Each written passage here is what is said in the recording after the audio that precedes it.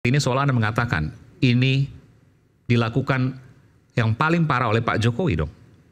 Karena Jokowi... Nah, jawab dulu pertanyaan saya, betul nggak? Enggak. Oke. Jokowi melanjutkan kebijakan SBY. Oligarki juga. Dan kemudian memperdalam. Pakaiin boleh. Nah, dibiayai Kongres Amerika Serikat. Tapi dibilang terlibat kerusuhan. National Endowment for Democracy funding by US Congress. Dan menurut Bung Muniani membiayai kerusuhan. Operasi di seluruh dunia yang bergerak atas nama demokrasi liberal. Bukan kerusuhan dong. Bukan, artinya dia bisa memicu soal kerusuhan, tapi paling tidak dia mempromosikan demokrasi liberal. Ya kalau kayak gitu nanti media juga bisa dibilang provokasi kerusuhan. Bukan. Itu nanti akan muncul pada berbagai aktivitas di beberapa tokoh. Karena dia tidak sendiri. Lembaga ini tidak bekerja sendiri, dia akan bekerja dengan beberapa jaringan yang ada di sebuah negara nasional itu. Oke, untuk mengembangkan demokrasi.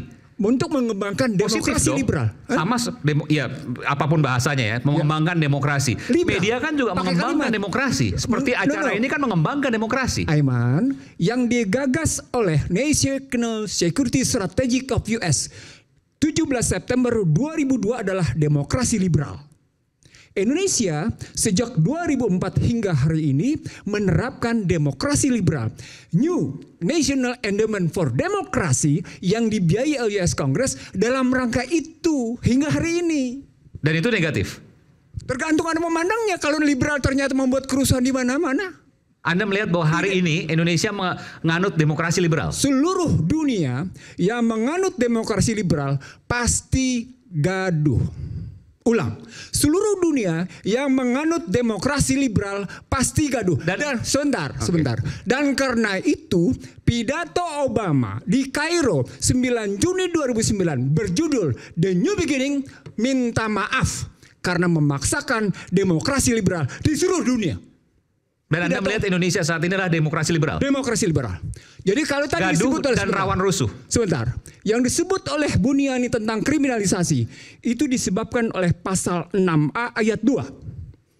Presiden dan wakil presiden gitu ya diusulkan oleh satu partai politik atau beberapa gabungan partai politik yang dipilih langsung dalam pemilihan umum.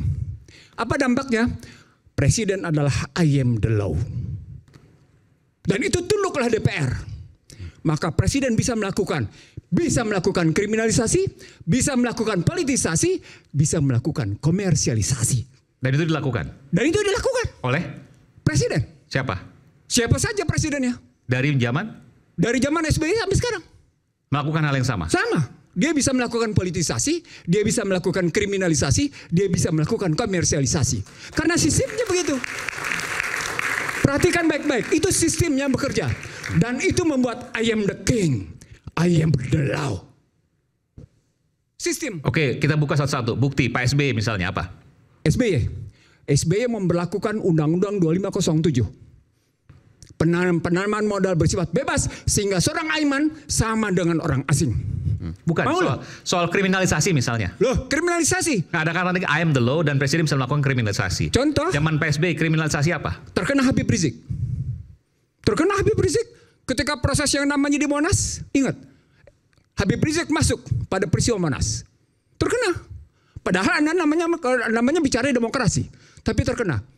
Nah, situasi sekarang dengan Undang-Undang ITE berlaku apa yang disebut oleh yang namanya Washington Post sebagai civility war. Ulang, civility war. Kalau civility war, Anda mestinya terima. Karena memang Anda melakukan demokrasi liberal. Oke, satu tadi ya contoh. Ya. Cuma satu? Iya. PSBY cuma satu? Paling tidak itu yang saya ingat. Nanti kalau seandainya ada bantahan silakan. Pak Jokowi, banyak sekali kriminalisasinya. Banyak sekali kriminalisasinya. Teman-teman yang masuk kemarin, termasuk Ihsanuddin Nursi dikenain kriminalisasi. Loh, belasan jam gue diperiksa dan tegas-tegas gue bilang, hei polisi, Anda mestinya menjadi pengayom. Anda mestinya teriakan Tribrata. Bukan di sini gue ngomong. Polisi mestinya tahu diri. Tegas gue bilang. Apa waktu itu Anda? Loh, karena polisi sudah menjadi alat kekuasaan. Itu real. Karena tadi pasal 6 ayat 2. Jadi kasus kemarin sesungguhnya, kalau mau fair-fairan, terjadi persaingan tidak sehat antara TNI dan Polri. Saya buka sama semua Anda. Pengalaman pribadi saya buka. Ya. Satu hari saya menjadi salah satu pembahas di seminar PT IKA untuk para bintang 1. Pembicara Sri Mulyani, Agus Limatowalyo. Apa kata Sri Mulyani? Saya naikin anggaran Anda. Saat itu kemudian orang tidak pernah berpikir bahwa tidak fair antara anggaran TNI dengan Polri. Apa sambutannya? Wah, tepuk tangan luar biasa. What's the point? Tidak fair kan? Tidak adil kan? Persoalan di situ muncul alokasi anggaran yang sesungguhnya menunjukkan ada pembedaan antara TNI sama Polri. Suka tidak suka, kejadian nyata.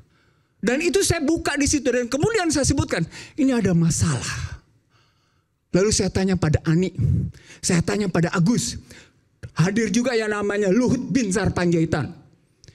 Saya tanya pada mereka, kasus tentang Trump yang baru berkuasa itu adalah Trump periode pertama adalah deglobalisasi. Yang di dalamnya berarti memerlukan pertahanan ke dalam dan keamanan ke dalam. Kenapa Anda tetap melakukan globalisasi? Yang itu berarti berhubungan dengan peristiwa bagaimana pertemuan di Toronto dan di Georgia tentang bagaimana meningkatkan peran polisi. Loh, ini jadi bukan variabel seperti yang Buniani bilang, bukan variabel tunggal. Dari situ aplikasinya adalah soal perencanaan. Bagaimana kita merencanakan keamanan, bagaimana kita merencanakan pertahanan, bagaimana menimbulkan rasa keadilan. Yang itu kemudian tidak terjadi sejak yang namanya Indonesia mengidap demokrasi liberal. Itu fakta. Itu tujuan Anda mau dibalikan seperti Undang-Undang 45 yang asli. Walaupun dia punya kekurangan, kewajiban kita adalah setia pada para pejuang pendiri bangsa dan bukan mengkhianatinya. Nah, ini serius. Artinya mereka yang bicara Undang-Undang Dasar 22 adalah mereka yang mengkhianati pada pendiri Republik. Maka semua lembaga negara akan terhapuskan dengan itu. Tidak ada MK. Itu masuk tetap MK. Tidak ada, karena di undang-undang yang asli tidak ada MK. Tinggal masuk ke ruang Mahkamah Agung. Kembali ke Mahkamah Agung. Tinggal gampang Mahkamah Agung, kenapa enggak? Ini kan soal kecerdasan dan kemudian kesetiaan pada yang namanya pendiri Republik ini. Kalau Anda mau jadi pengkhianat seperti saya bilang kepada para menteri dan sejumlah anggota DPR, monggo silakan Anda jadi pengkhianat. Dan presiden dipilih oleh DPR dan kemudian dengan mudah juga digulingkan oleh DPR seperti Gus Dur waktu itu. Ada cara untuk mempertahankan dengan baik. Sekali lagi pertanyaan Anda pertanyaan menyederhanakan yang menyesatkan. Dan itu pernah terjadi. Soal terjadi lain dengan soal pembaharuan.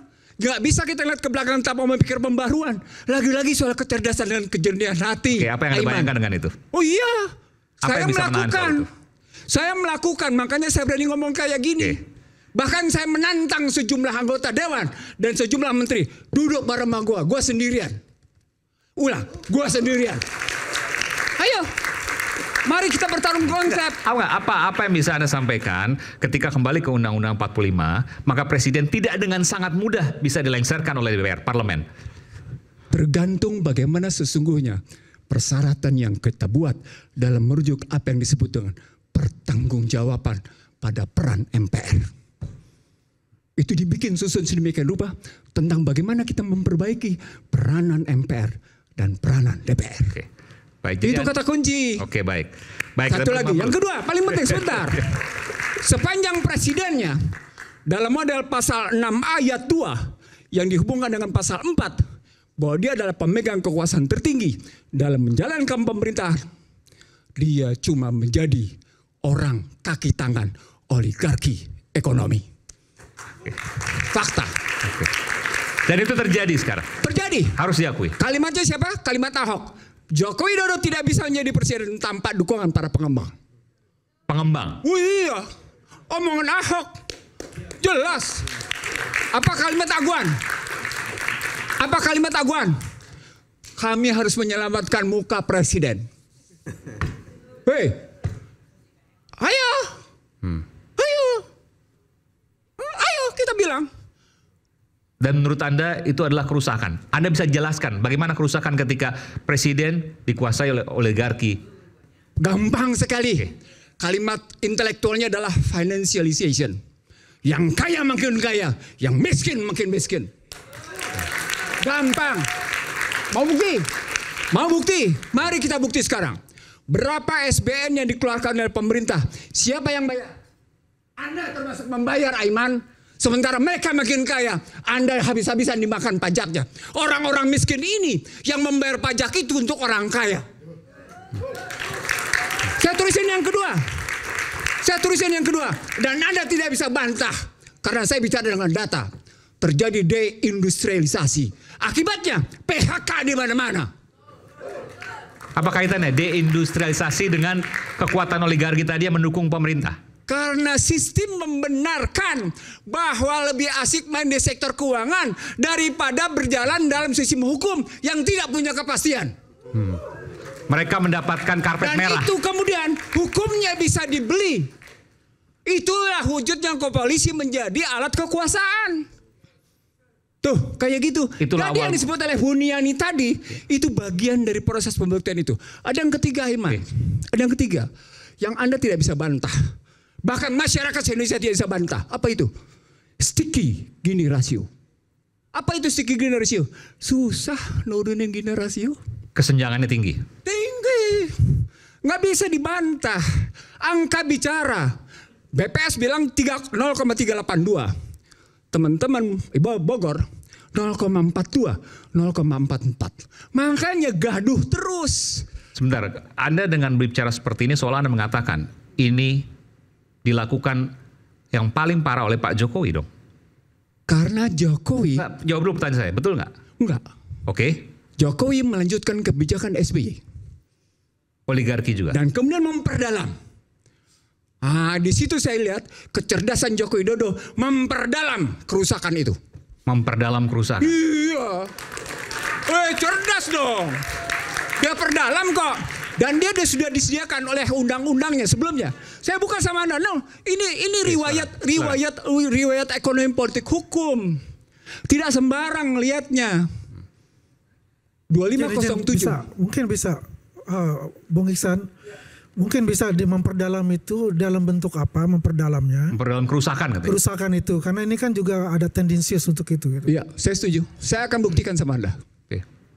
Saya protes di Mahkamah Konstitusi Undang-Undang 2507 karena menempatkan azas non-diskriminasi, karena memberikan hak atas tanah 90 tahun, karena menyamakan posisi repatriasi. Bebas menarik keuntungan kapan saja. Karena itu dihapus istilah PMDN. Oke? Dampak dari sana, salah satu penilaian yang muncul dari Bank Dunia, Indonesia telah mengalami kebebasan di berbagai sektor dengan sangat memuaskan.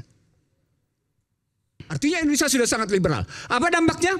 Orang asing begitu enak menguasai. Struktural nih, struktural. Ya. Orang asing menguasai sumber daya, produksi, distribusi, logistik. Contoh realnya dan efek buruknya.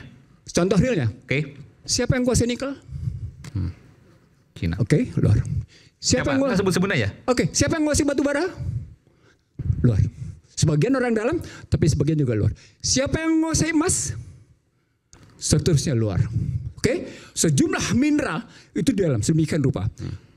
Dan dibikin lagi undang-undang tentang 38 tahun 2008 tentang bagaimana MEA, tentang azas non-diskriminasi. Lagi-lagi kita semua disamakan oleh orang asing kedudukannya. Poinnya adalah bagaimana mungkin yang tidak lulus SD itu mesti perang sama orang asing. Puas? Oke, sudah. Dari sana kemudian terjadi lintas kebebasan para pekerja. Maka datanglah orang-orang asing itu. Artinya SBY menyediakan itu lewat undang-undangnya. Joko Widodo kemudian menerbitkan berbagai kebijakan. Termasuk visa. Visanya kan bebas visa. Kebebasan visa, habis-habisan. Lalu kemudian ada juga second home visa. Itu kan semua hitung-hitungan uang.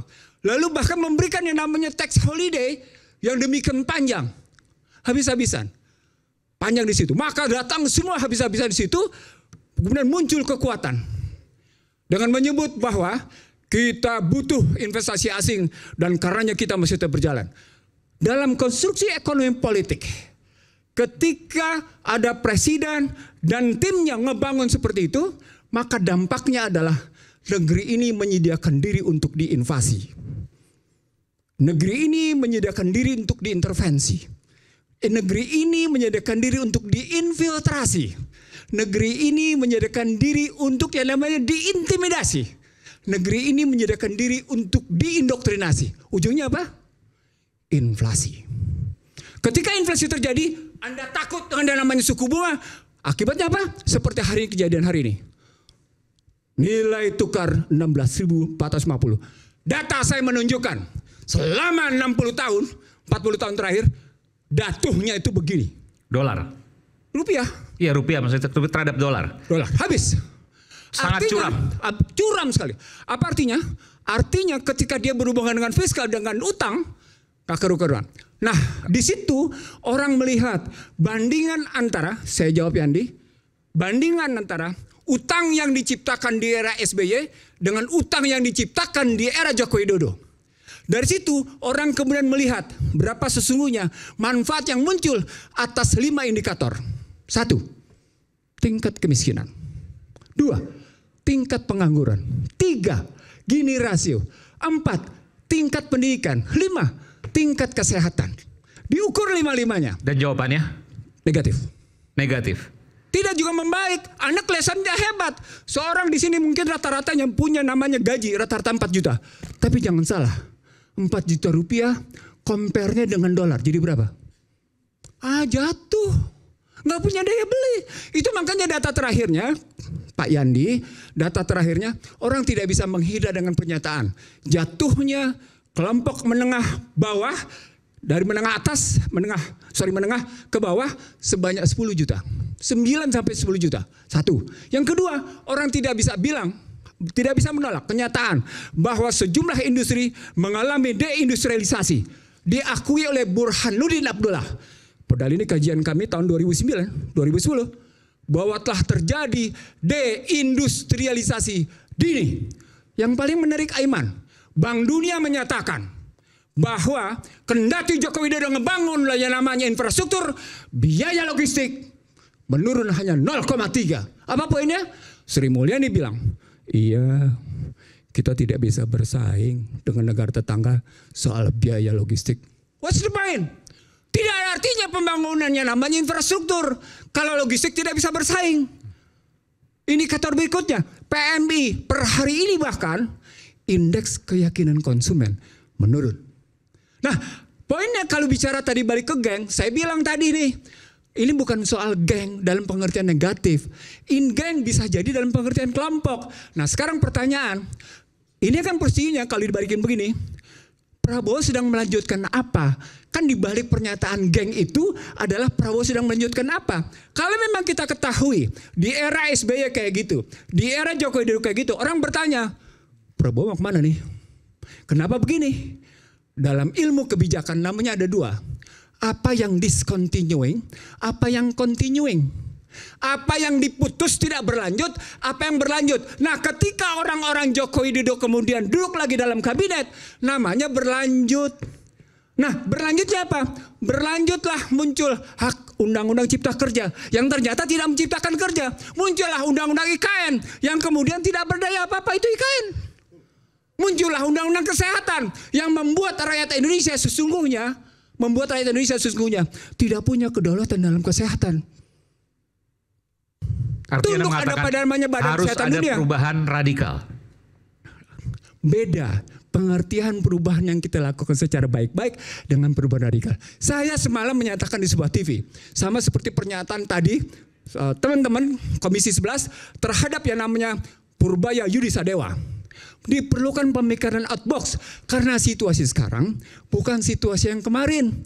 Situasi sekarang adalah perang hybrid, perang totalitas. Maka ketika dia hadapi dengan business as usual, biasa-biasa saja, dia tidak akan menyelesaikan masalah. Nah, itu kalau kita mau ambil ke situ. Lalu kalau rakyat mau bersuara tentang ini, maka dengar rakyat. Kenapa kemudian malah naikin pajak 12%? Masalah, kenapa kemudian malah mengurangi transfer ke daerah dari 25%, dari 27 sampai 29, turun dia menjadi 25, turun dia sekarang menjadi 20%. Berat. Padahal namanya, tahu nggak? Hari ini berita apa? Sejumlah hotel dan restoran terancam tertutup karena transfer ke daerah makin berkurang. Sehingga tidak berdaya. Apa poinnya?